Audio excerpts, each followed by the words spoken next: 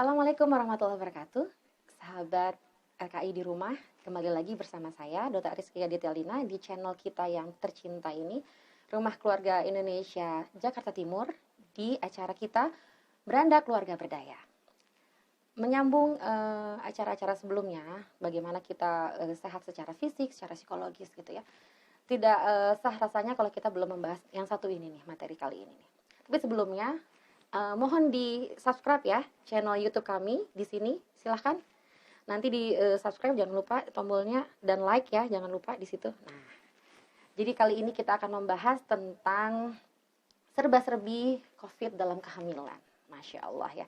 Ini penting sekali karena kita sedang mempersiapkan generasi berikutnya nih di tengah masa-masa yang belum menentu ini nih. Berada di samping saya sudah hadir dokter kita, Dr. Susilawati Iriana Dewi, SPOG. Beliau saat ini bekerja sebagai dokter spesialis kebidanan kandungan di Rumah Sakit Islam Cempaka Putih. Ya? Pendidikan S1 dan spesialis di FKUI. Status menikah dengan 4 anak, alamat rumah di Rawamangun. Bagaimana dok? Apa kabar nih dok? Alhamdulillah, ya Rabbil Alamin. Aman nih dok, sehat ya? Sehat, alhamdulillah. Bagaimana dok di rumah sakit nih dok, di Bangsal Obgyn di bagian kebidanan kandungan, apakah banyak nih dok ceritanya nih tentang COVID ini nih? Jadi saya kan prakteknya di Rumah Sakit Islam Cempaka Putih ya. Nah kebetulan memang Rumah Sakit Islam Cempaka Putih memang merawat pasien COVID, tetapi untuk ibu hamil tidak, gitu. Karena memang kalau ibu hamil itu kan kita harus menyiapkan untuk persiapan kamar operasinya, tempat persalinannya yang sesuai kalau memang mereka positif ya COVID-nya ya Mbak Kiki ya, gitu. Jadi sepertinya kita kamar operasinya belum siap gitu, karena tapi kalau untuk ruang perawatan, misal ibu itu sedang hamil ada gitu. Tetapi mungkin tadi ya kalau memang mengarah kepada harus persalinan, apakah itu normal atau sesar ya, mungkin kita rujuk gitu. Baik.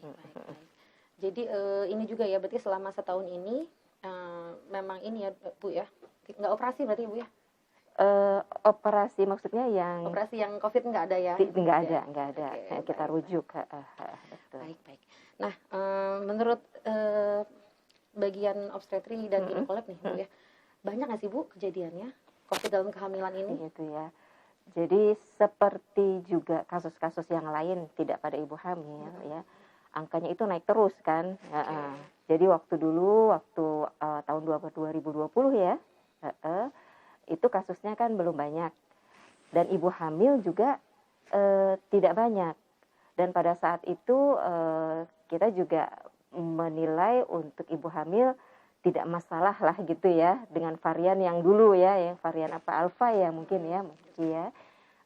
Setelah kemari makin lama penderitanya di selain ibu hamil juga banyak dengan varian yang lebih lebih ganas ya namanya ya. Ibu hamil juga betul varian Delta tersebut.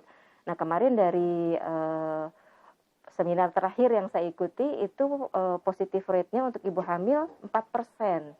Jadi dari 3.000 ibu hamil 1.300 terinfeksi.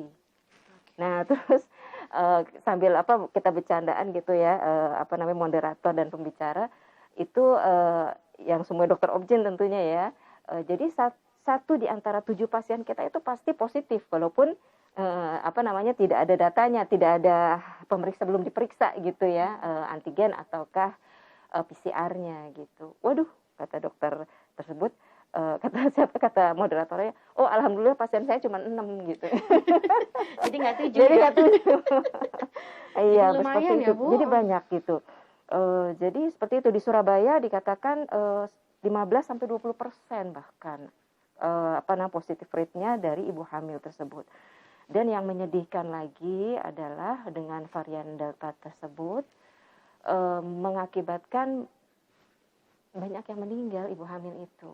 Gitu. Apakah itu bersama bayinya yang meninggal di dalam kandungan juga, atau kemudian kalau sudah cukup bulan ada beberapa yang kemudian dilahirkan dengan sesar, tapi ya ibunya tidak tertolong karena memang sesar sendiri sepertinya mudah gitu ya, udah disesar aja gitu. Padahal sesar itu justru memperberat kan kalau pada COVID itu ada apa, badai sitokin ya, badai sitokin yang mengakibatkan apa namanya, kegagalan ya, organ failure kan, kegagalan dari organ-organ si wanita tersebut, si ibu tersebut gitu.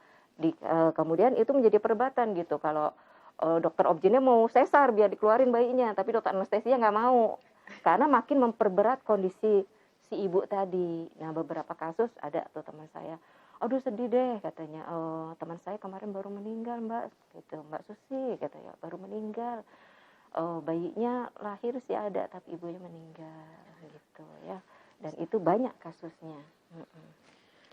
Nah, bagaimana nih ya, memang menyedihkan banget ya Bu ya. Kalau kemarin dari seminar 22% kasus kematian ibu yang apa namanya, yang ibu hamil yang positif COVID, 22%, tinggi. Ya. Sahabat RKI di rumah, jadi untuk kita yang mempunyai mungkin saudara yang sedang hamil gitu ya, mungkin kita harus lebih menjaga berarti. Kita pelajari bagaimana caranya. Nah, gimana nih Bu, berarti mengingat kejadian COVID pada ibu hamil merupakan kejadian yang tidak ringan ya gitu ya. Jadi bagaimana ini sebelum kita, jangan sampai kita kena sakit gitu walaupun kita sedang hamil. Bisa punya tips-tips Bu, bagaimana ceritanya? Iya. Yang pertama memang asupan ya, asupan tentu, asupan, makan yang bergizi, kemudian vitamin ya, vitamin ibu udah hamil, dan kan lagi marak nih vitamin apa? Vitamin D3, vitamin C, vitamin yang mengandung zinc. Padahal vitamin D3 itu sebelum pandemi untuk bagian kebidanan dan kandungan kita sudah lagi naik daun juga, diberikan rutin ya Bu ya. Dan sudah kita anjurkan untuk diberikan rutin karena sangat berguna untuk ibu hamil dalam pembentukan si janin ketika dia menempel di dinding rahim untuk membentuk ari-ari gitu. Terus kemudian bagi ibu-ibu yang mempunyai faktor risiko untuk jadi preeklamsia yang darah tinggi, kemudian kejang, bengkak ya, itu juga menurunkan angka kejadian itu dengan pemberian vitamin D3 gitu. Kemudian juga pada mereka yang sulit untuk hamil dengan adanya penyakit ovarian kistik ya, itu juga memperbaiki kondisi vitamin D3 tersebut. Jadi ya tadi vitamin D3 diberikan, kemudian vitamin C, kemudian vitamin zinc ya, selain tentunya vitamin untuk kehamilannya, yaitu zat besi dan biasanya apa? DHA, kalsium gitu ya.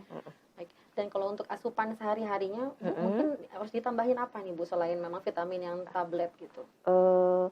Ya tentunya untuk untuk seluruh organ ya yang terbaik memang untuk ibu hamil adalah protein.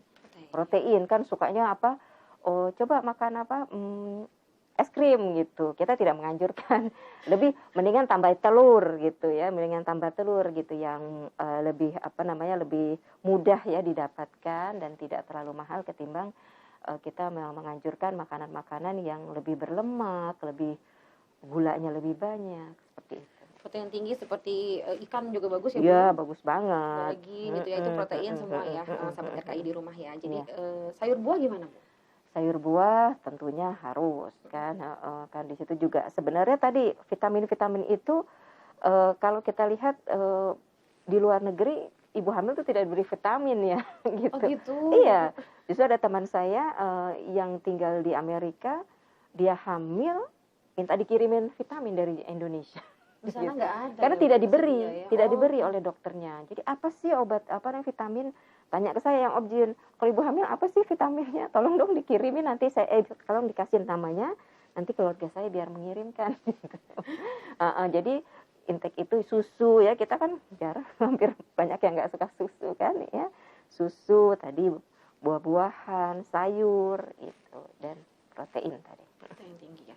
Jadi sebenarnya kalau cukup itu semua, mungkin seperti di luar negeri tidak perlu pakai vitamin. Cuman untuk menjaga-jaga karena di Indonesia banyak kan kekurangan ya Bu ya. Makanya diberikan vitamin suplemen secara tablet gitu ya Bu ya. Memang sudah jadi begitu.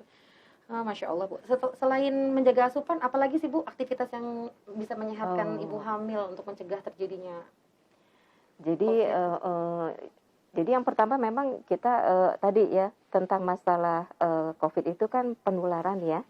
Tadi ada apa namanya prokes ya, prokes, dan sebenarnya juga dulu kita waktu pertama kali COVID itu ada, kita sangat tidak menganjurkan ibu hamil untuk kontrol ke rumah sakit gitu. Kecuali ada keluhan perdarahan, mual hebat dan sebagainya. Tapi dengan berjalannya waktu kemari juga dengan telah dianjurkannya vaksinasi untuk ibu hamil, kita sudah mulai ya. Ibu hamil tetap untuk melakukan ANC atau pemeriksaan kehamilan, tapi mungkin ya pada pada kondisi-kondisi tidak. Kalau ibu hamil kan kalau itu tiap bulan ya, kemudian tiap 2 pekan. Itu lebih dibatasi lah, paling tidak 6 kali pertemuan minimal. Dikatakan pada awal kehamilan 12 minggu lah untuk kita mengetahui tentang kehamilan, usia kehamilan di USG tersebut. Di 12 minggu untuk yang pertama untuk kita datang ya. Betul. Jadi walaupun dalam kondisi pandemi ini masih boleh ya Bu ya? Iya, melakukan masih. pemeriksaan rutin Betul, ya? betul. Apalagi kita rumah sakit itu sebenarnya kan juga memisahkan ya antara poliklinik yang umum dengan poliklinik yang untuk pasien-pasien positif dan perawatan ya. Biasanya kalau untuk perawatan COVID itu ibu hamil memang dicampur ya, nggak bisa, nggak ada. Jadi kan namanya pinere ya, penyakit infeksi, new emerging dan re-emerging kan untuk COVID itu istilahnya kalau di persahabatan pinere. Kemudian di rumah sakit Islam juga kita punya blok sendiri gitu, gedung sendiri yang merawat. Kemudian dengan akses pasien dan perawat untuk ke ruang tersebut tersendiri, tidak bersama dengan pasien lain gitu. Sehingga insya Allah sebenarnya sih kita sudah berusaha sebaik mungkin untuk aman, gitu, untuk ibu-ibu bisa datang ke rumah sakit. Oke. Jadi tadi untuk kunjungan Bu, kapan-kapan aja nih Bu untuk kunjungannya? Paling tidak 6 kali ya pada awal, kemudian di 12 minggu tadi iya, Bu ya? betul, kemudian paling tidak tahu. berarti 1, paling tidak adalah pada trimester 2. Trimester 2 itu berapa? 12 minggu sampai 28 minggu ya. Itu paling tidak sekali atau 2 kali. Yang paling banyak memang pada akhir kehamilan. Terutama apalagi dikatakan lebih dari 37 minggu, di mana kita ingin lebih memantau nih cara persalinannya apa nih nanti, apalagi pada ibu dengan positif COVID. Di situ kita melakukan pemeriksaan lab untuk memilah gitu antara yang positif dan tidak.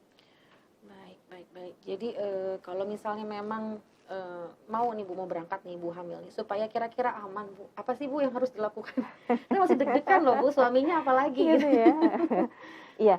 Sebenarnya sama seperti pasien anak ya, juga kan rentan. Karena ibu hamil itu rentan kan, karena dengan kehamilannya imunitasnya agak berkurang kan. Jadi ya memang sebaiknya memang dengan pendaftaran dengan penjadwalan. Gitu, misalnya dia datang nomor berapa, jam berapa dia harus datang, nggak nunggu dipanggil lama, dia kontak dengan pasien-pasien lain gitu.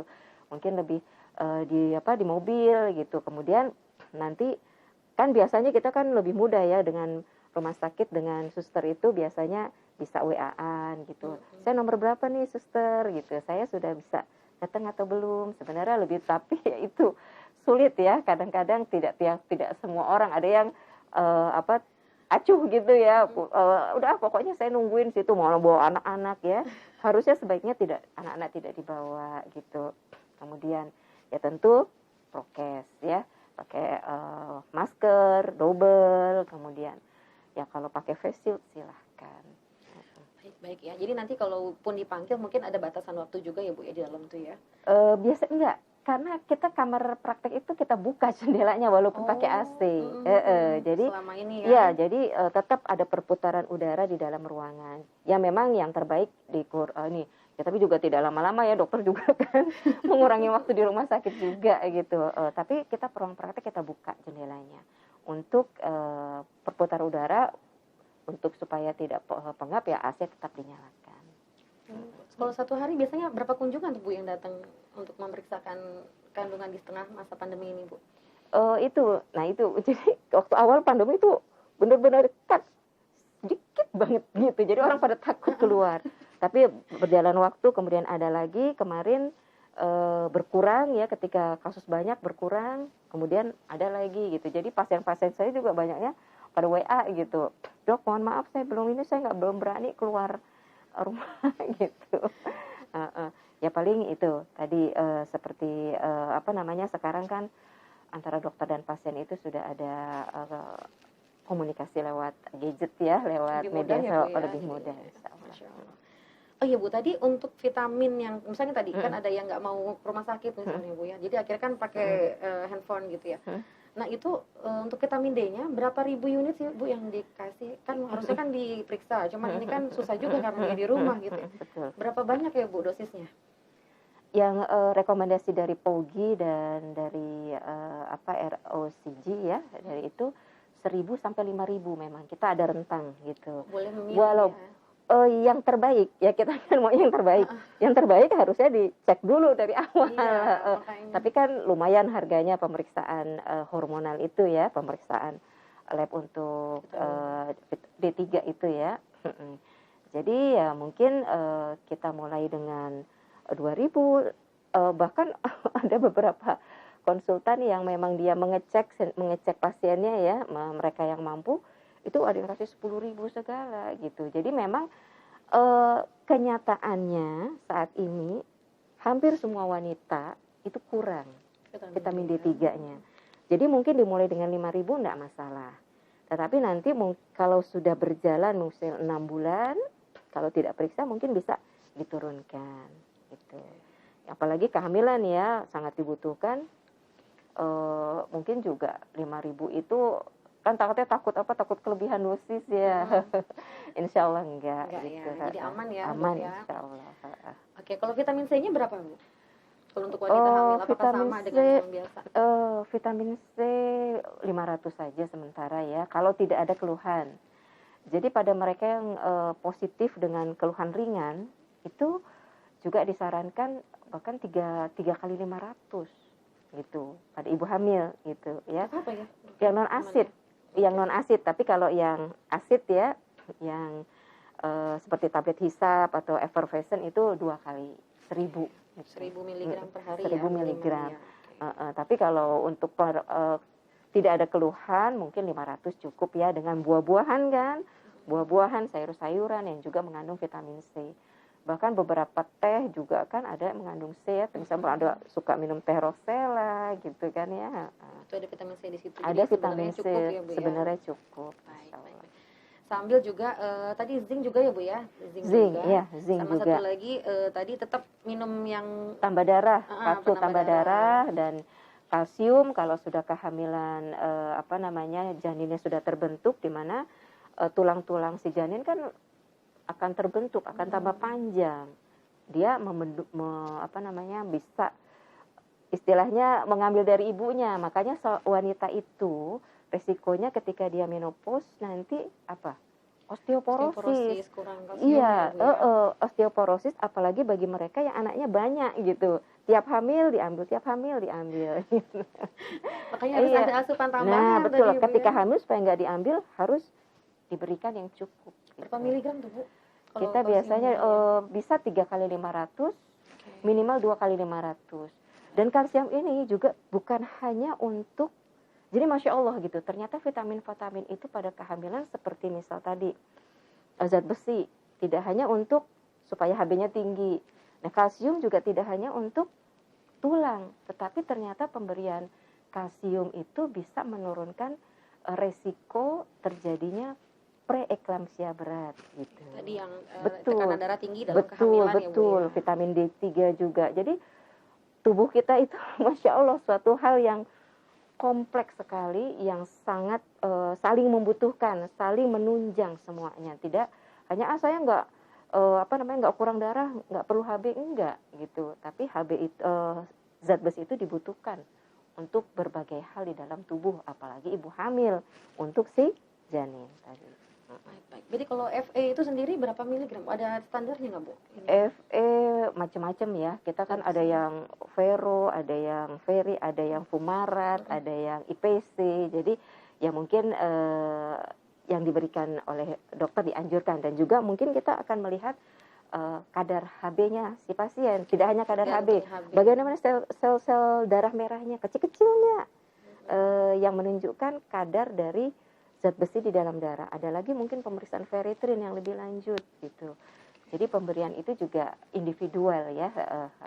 Kalau yang di rumah Bu, tadi yang di rumah dan dia masih takut ke rumah sakit. Kira-kira yang dianjurkan untuk pertama kali zat besinya tuh yang berapa gitu, atau mungkin boleh kali ya nyebut merek, boleh nggak?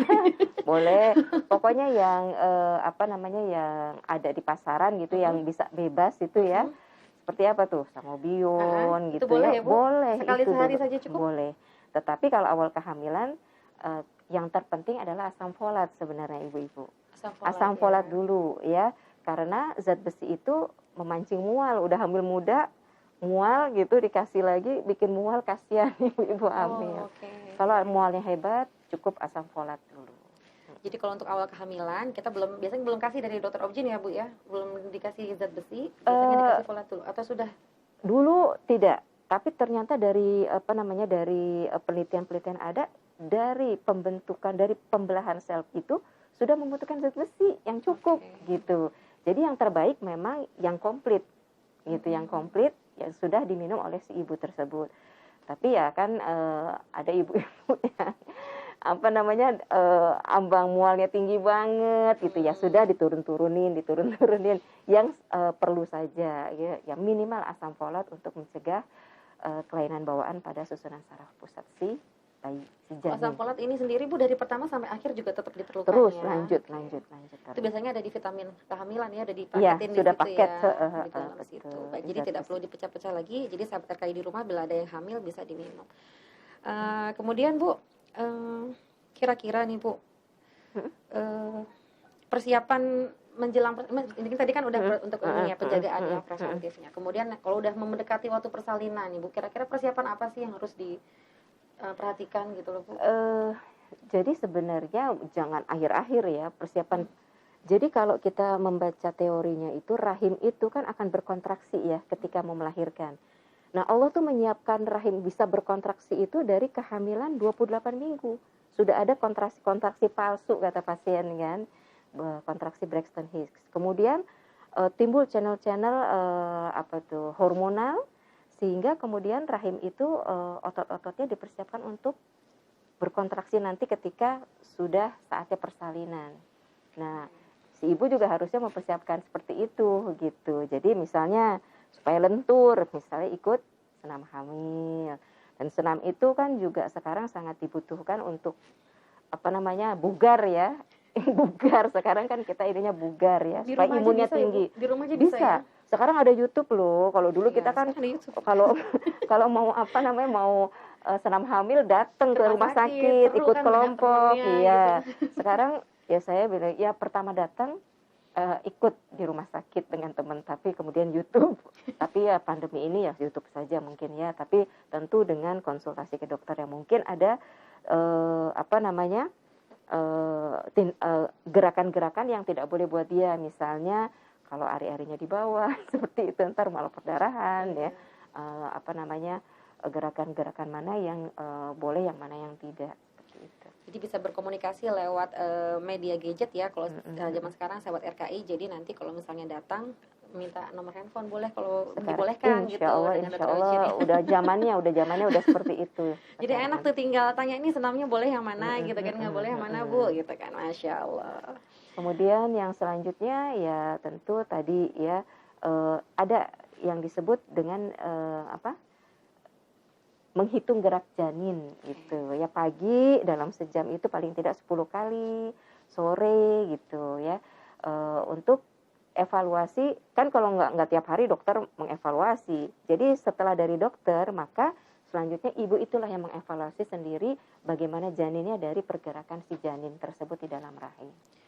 Minimal 10 kali tadi ya Bu ya? Iya, dalam sejam gitu. Kalau lagi iseng-iseng kan kadang-kadang nungguin sampai sejam harus ya. Kadang-kadang saya suka bilang sama pasien minimal pokoknya ditungguin sejam. Ada satu kali gerakan yang nendang benar-benar gitu. Jangan kok kayak nendang, kayaknya gerak, jangan kayak, saya bilang. Tapi benar-benar Bahkan sampai kadang-kadang kan nonjol ya kalau dulu kita hamil kan, dokter Kiki. Ada itunya gitu ya, Bu, ya, ada kelihatan Betul. bentuknya gitu. Kemudian ya tentu persiapan-persiapan yang harus dibawa ke rumah sakit, dan nanti ketika 37 minggu biasanya dokter akan mengevaluasi apakah bisa untuk persalinan normal atau harus sesar gitu ya. Dan semua itu bisa dibicarakan dengan dokternya. Tapi yang harus diingat lagi, kalau kondisi itu sudah membahayakan janinnya, mau tidak mau gitu ya, insya Allah yang kita tuju adalah keluaran atau hasil ibu dan bayi nanti yang dilahirkan itu sehat. Nanti supaya sehat dalam arti kata tidak saat lahir saja, tetapi nanti ketika dia berkembang fisik dan intelektualnya juga baik gitu. Karena pada persalinan itu bisa mempengaruhi perkembangan nantinya. Baik. Jadi Bismillah ya, insya Allah kita bisa hamil dengan aman dan nyaman tetap ya di saat pandemi ini, dengan tadi apa-apa yang harus dilakukan gitu ya, pemeriksaannya, bagaimana apa asupan yang harus dimakan, terus dipastikan memang sehat dan baik gitu ya, insya Allah. Nah tadi untuk orang-orang yang hamil dengan ceritanya pencegahan ya Bu ya, belum COVID nih. Nah sekarang jika memang ternyata qadarullah memang ibu ini sudah terdiagnosis COVID gitu Bu, itu bagaimana sih Bu? Itu semuanya tetap sama ya untuk pemeriksaan segala macam, nggak ada masalah ya Bu ya? Seperti orang yang tidak hamil ya? Iya, sama persis. Pemeriksaan swabnya semua itu sama betul, ya? Sama betul, ya? darah, lab, dan paru-paru. Oh iya, tadi tentang ronsen ya, kan kita dulu khawatir. Tetapi sebenarnya ronsen itu untuk kehamilan yang sudah cukup bulan tidak masalah gitu. Jadi banyak tuh ketika pasien itu misalnya dia ari-arinya di bawah kan, plasenta previa kan mau nggak mau harus sesar. Nah sementara dengan kondisi pandemi seperti ini, semua rumah sakit kita punya prosedur gitu bahwa harus dilakukan pemeriksaan darah, pemeriksaan swab, kemudian ronsen paru, dan dikonsulkan ke dokter paru. Itu semua ya Bu? Iya, ya, Dok, saya nggak apa-apa Dok hamil kok di ronsen gitu. Tidak apa-apa ibu-ibu kalau kehamilan itu sudah cukup bulan.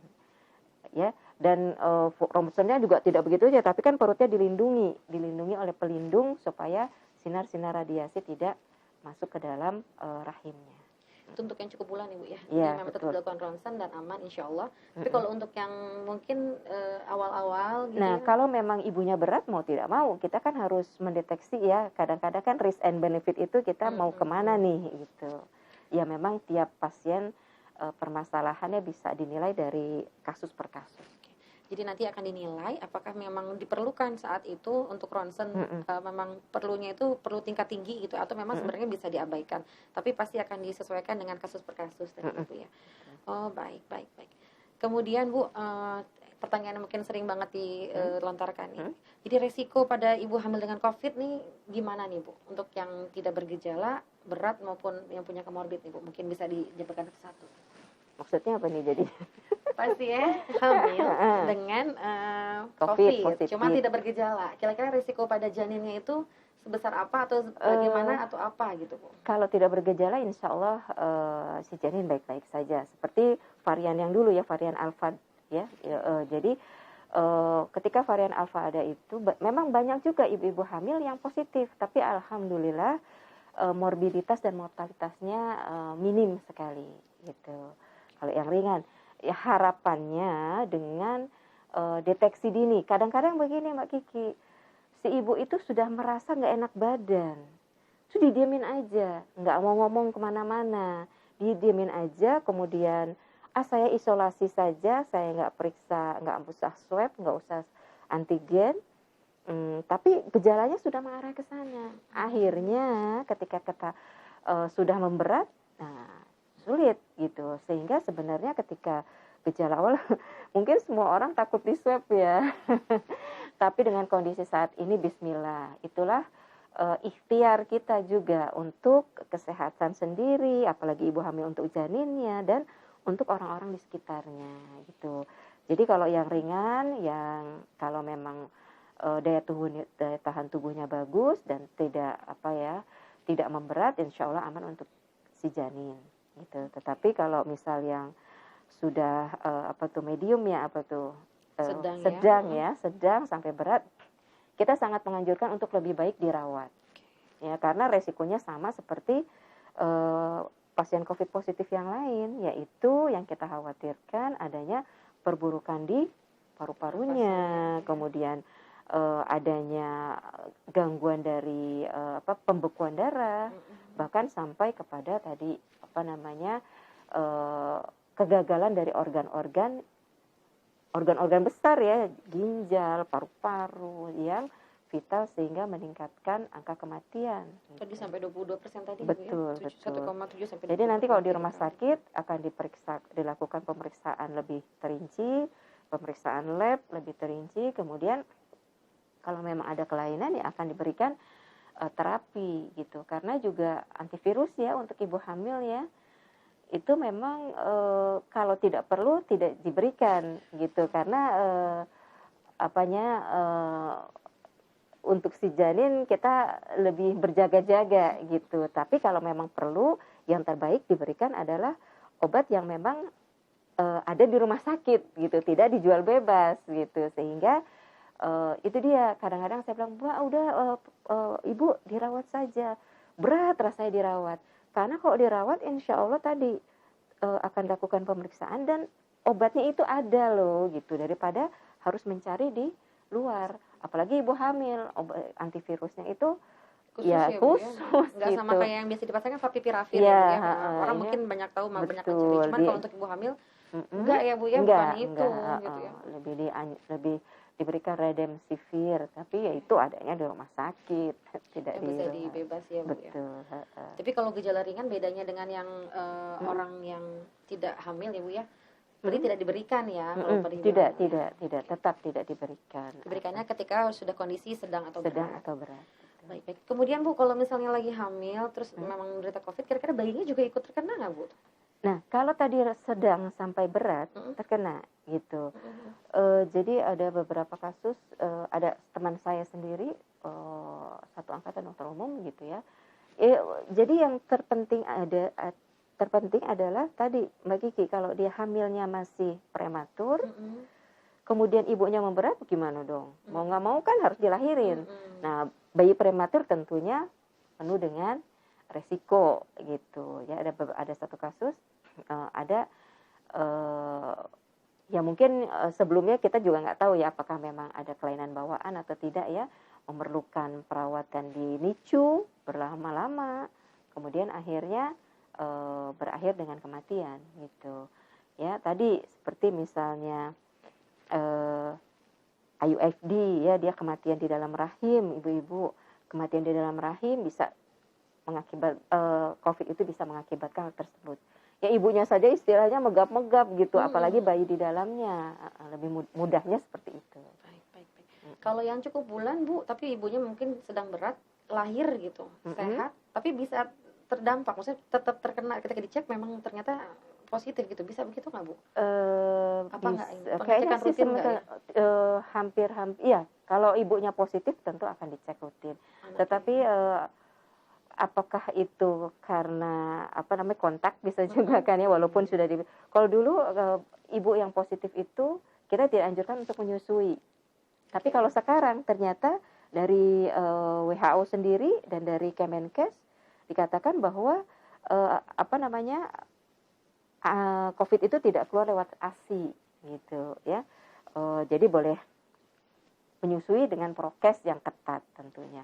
Nah, seperti itu, apakah itu tertularnya di situ gitu ya, atau tertular kalau untuk lewat plasenta memang ada beberapa yang mengkhawatirkan hal tersebut. Tetapi ya kan karena ini penyakit baru ya, penelitian masih terus berjalan.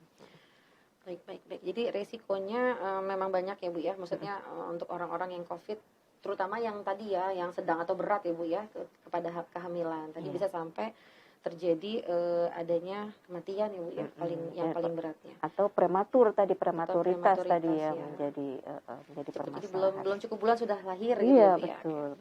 Kemudian kalau untuk masalah-masalah misalnya ada tadi resiko adanya hipertensi dalam kehamilan, itu meningkat juga nggak Bu dengan adanya corona ini? Maksudnya penyakit-penyakit apa sih yang kira-kira muncul gitu Bu, yang bisa mengganggu kehamilan gitu Bu? Sepertinya ke arah sana tidak ya, tidak terlalu ya. Ya tentunya kalau sudah ada kegagalan organ ya tentu akan muncul semua kan, darah tinggi dan sebagainya gitu. Jadi ada ini. Jadi di sini ada data ya, COVID, hamil dengan COVID dan hamil tanpa COVID memang resikonya naik. Preeklamsia naik 1,7 kali. Kemudian itu saja sih preterm tadi prematuritas ya, 1,2 kali gitu. Gawat janin, nah si janinnya itu sesak nafas di dalam rahim ya, gawat janin itu naik 1,7 kali. Dan yang memang berbeda adalah risiko itu dia. Jadi ketika ibu itu COVID-nya sedang, ringan atau sedang, sebaiknya memang segera mencari pertolongan gitu atau dirawat di rumah sakit, karena ketika berat, kalau udah berat gimana Mbak Kiki, kan harus ventilator. Nah ventilator itu dikatakan keperluannya sampai naik menjadi 1,7 kali gitu. Kalau seorang itu wanita itu hamil dan tidak hamil, ketika dia sedang atau dia menjadi berat, antara yang tidak hamil dengan yang hamil itu yang hamil 1,7 kali lebih membutuhkan ventilator. Ya. Betul. Jadi ada perbedaan memang ya Bu antara yang tidak hamil dengan hamil pada saat sedang COVID gitu ya Bu ya. Betul, memberat, jadi lebih berat 1,7 kali untuk kebutuhan ventilator. Jadi harus masuk ICU berarti ya Bu ya. Iya, betul, kebutuhan ICU-nya tinggi. Semoga sehat-sehat semuanya sampai di rumah ya. Semoga nggak terkena nih COVID nih. Tapi nggak apa-apa, jangan takut, nanti bisa online konsultasi. Baik. Jadi misalnya sedang menderita COVID nih Bu, mungkin ini tahapannya yang tidak perlu sampai ke rumah sakit kali ya, mungkin masih di rumah, mungkin sedang isolasi mandiri, mungkin gejalanya tidak bergejala atau ringan. Kira-kira cara menjaga kehamilannya ada perbedaan nggak Bu dengan yang saat tidak COVID? Ada yang perlu ditambah atau bagaimana? Nah, kadang-kadang ada beberapa pasien saya yang isolasi mandiri gitu. Pertama-tama nggak apa-apa, tapi kan stres nggak bisa dipungkiri gitu. Kita aja yang di rumah yang nggak hamil aja stres gitu. Sakit, Ibu, ya, apalagi dia ini, gitu. hamil dan sakit gitu. Nah, akhirnya kemana? Kontraksi. Kehamilannya kontraksi. Dok, perut saya kok sakit di bawah. Tiba-tiba ada yang WA ngeflag dan sebagainya. Nah, itu dia. Ya harus tentu perlu tambahan obat penguat ya, obat penguat rahim, penguat rahim gitu. Iya, itu perlu dikonsultasikan karena bagaimanapun kita masih tetap ingin mempertahankan kehamilan itu kan, apalagi bayinya itu ditunggu-tunggu gitu. Itu yang beberapa yang konsul kepada saya gitu ya, pasien-pasien saya, udah tambah itu ibu bed rest itu, dan ya alhamdulillah kita bisa mencari ketenangan jiwa dengan memperbanyak tilawah kita ya, dengan banyak ngaji gitu ya. Mudah-mudahan lebih mengurangi stres Bu. Saya ya banyak-banyak istighfar, banyak-banyak zikir, masya Allah. Pasti ini soalnya ya Bu ya. Jadi kalau ada sesuatu saat isolasi mandiri itu Bu, misalnya tadi kayak perdarahan tadi, harus ke rumah sakit nggak atau bisa konsul telemedicine? Yang agak nggak enak, bukan agak ya. Jadi ketika si ibu sudah bisa merasakan gerak bayi, itu lebih enak dimonitor. Bu, gerak bayinya gimana Bu? Gitu masih kan. Bagus, gitu ya? Masih bagus nggak? Yang menunjukkan bahwa si janin itu oke. Tapi kalau di kehamilan misalnya di bawah 5 bulan kan belum berasa. Jadi kita menganjurkan, Bu, ibu bed rest dulu, minum penguat tadi 1-2 hari. Kalau sudah makin berkurang, ibu sudah tenang, boleh untuk USG gitu, untuk menilai kehamilan tersebut, si janinnya kenapa-napa nggak nih. Tapi itu dia, saya selalu mengatakan kebanyakan pasien inginnya langsung USG gitu, padahal dengan USG kan harus pergi kan, harus jalan, kontraksinya membutuhkan bed rest gitu. Selain nggak cukup hormon aja dok, nggak cukup penguat, enggak, harus tetap dibantu dengan bed rest. Jadi bed rest dulu lah, santai dulu Bu, sambil berdoa. Nanti kalau sudah agak reda baru kita USG gitu. Buat obatan itu bisa dibeli bebas atau dikirim dari rumah sakit biasanya Bu? Saya biasanya pasien suka gini, kalau memang itu emergency ya, misalnya ibu kan suami masih bisa jalan gitu, saya itu aja kadang-kadang saya tulis atau saya ketik aja di WA itu, Bu nanti, nah memang belinya nggak banyak-banyak ya, paling 5 tablet atau ya seperti itu, atau 10 paling banyak. Nanti bilang sama orang di rumah, di apotiknya, kasih lihat tuh WA saya gitu. Ini dokter Susi, dokter saya gitu. Ini emergensi, insya Allah nanti akan ditindaklanjuti di rumah sakit gitu.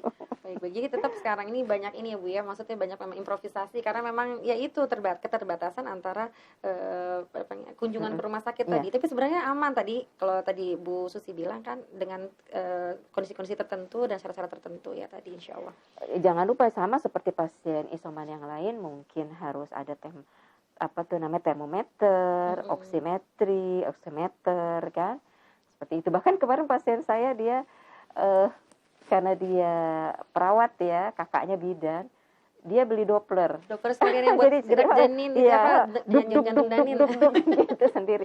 Jadi saya dibeliin kakak saya yang bidan, Dok, katanya. Oh ya, oh Ibu ternyata perawat. Iya, saya perawat, tahu cara pakainya. Alhamdulillah saya lebih seneng gitu. Tinggal gimana bunyi jantungnya berapa frekuensinya. jadi memang di rumah juga harus ada persiapan ya untuk yang isoman ya insya Allah ya. Barakallah. Kemudian Bu, ada dampaknya nggak sih Bu COVID pada persalinan tuh Bu? Ada pengaruhnya nggak untuk mungkin persalinan ini ceritanya persalinannya memang cukup bulan gitu ya, aman gitu. Cuman maksudnya ada perbedaan nggak Bu untuk yang COVID dengan tidak COVID dalam soal persalinan?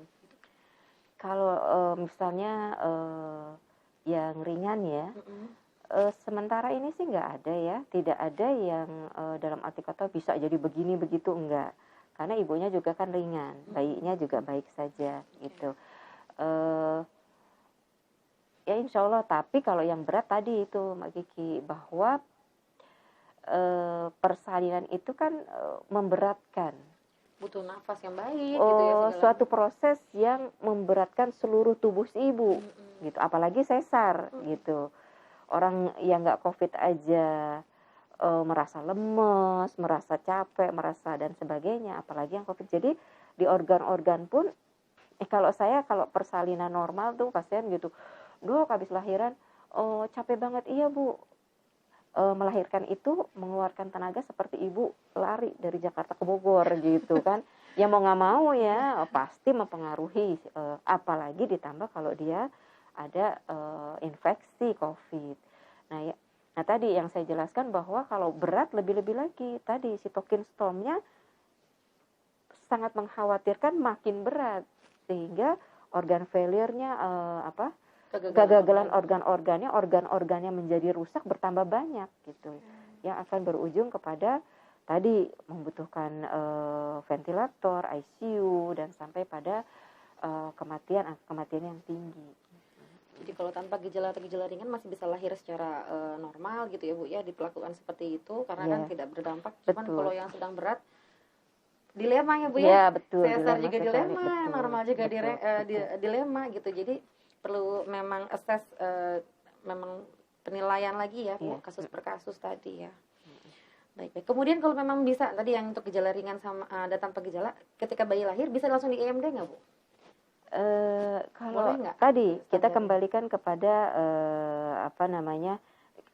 kemarin kalau Dokter Mira bagaimana tuh dokter anak? Boleh kan? Sebenarnya boleh. Tetapi itu dia, tiap center tentu berbeda ya ininya SOP-nya gitu ya. Ada yang karena yang namanya IMD itu kan tidak begitu lahir langsung ditempelin sebenarnya dalam berapa? 1 jam ya, 1 jam 2 jam gitu. Itu biasa minimal dikenalkan tentunya ibunya dengan prokesnya gitu. Tetapi misalnya yang seperti tanpa COVID mungkin tidak ya, tapi memang tadi menyusui itu tetap dianjurkan dan sangat tidak dianjurkan susu formula karena ASI bagaimanapun yang terbaik untuk si bayi. Baik. Jadi memang akan ada penyesuaian tertentu, tapi insya Allah tetap dibolehkan ya. Iya, bolehkan. Baik. Barakallahu fiik. Seru banget ya Bu ya. Barakallah. Jadi untuk terakhir dan kalimat penutup nih Bu, kira-kira apa yang perlu diperhatikan atau memang utamanya seperti apa tips-tips untuk ibu-ibu sahabat RKI di rumah yang sedang hamil, baik tanpa COVID maupun dengan COVID? Lebar ya. Sedikit aja Iya, tips. iya, insya Allah sahabat RKI ya. Iya. Iya, insya Allah ibu yang hamil itu kan diberikan anugerah oleh Allah, ya. Jadi harus kita menjaga kehamilan tersebut, dan menjaga kehamilan tersebut menjaga kesehatan ibu, itu kesehatan ibu dari segi nutrisi, dari segi mungkin vitamin tadi, ya. Kemudian menjaga kebersihan, kemudian menjaga diri dari penyakit-penyakit yang ada.